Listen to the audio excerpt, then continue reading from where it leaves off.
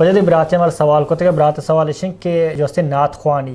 برات گوشی کے مسجدن تو کا مردوں لوٹائنا اسی بہ نعت خوانی کرنا یا کہ نعت خوان ما چارا تو نازل انچی نعتن آئی تو کا انچی الفاظ مانے کہ اللہ رسول بر اللہ جو درجہ رسین بعض ٹائم اللہ سبحانہ تعالیٰ کا اللہ رسول درجہ یہ نعت خوانی اسلام تو کا شی قانون ہے جائز ہے؟ افسوس ہے کہ میں علاقہ تو کا اکثر کے نعت خوانا یہ بیچارے گا خاص علم نہیں جی ہاں سمجھے نا آ نزانہ توحید چی شرک چی آیا کجام نعت یک کی لکھ کیداں پتہ ہما گوشندہ یا کہ گوشندہ یا کہ ہما کل کیا شاعر ہیں سمجھے نا آ شاعر ہم بلکہ انچینے کا نزان کجام چیز شرک ہیں تو کجام چیز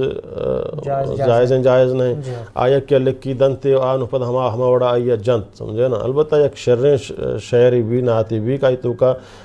شرکیات ماننے یعنی خرافات ماننے اللہ نبی صلی اللہ علیہ وسلم شان آئے چو غلوم ابھی آئی تو کا یہ نہیں کہ پیغمبرہ کہاں خدائی درجہ رسینا یا خدائی سمجھنا اختیاران دیا یہ بڑا شرک ہے جائز نا پیغمبر سنچو حضرت حسان رضی اللہ تعالیٰ عنہ وحسن من کلم ترکت تو آئینی واجمل من کلم تلد النساء یعنی پیغمبر تعریف آئی خلق تعریف آئی سیرت تعریف آئی عبادت تعریف انچکائی تو کا شرک مام بھی غلوم مام بھی یہ جائز ہیں یا اللہ توحید بارہائیں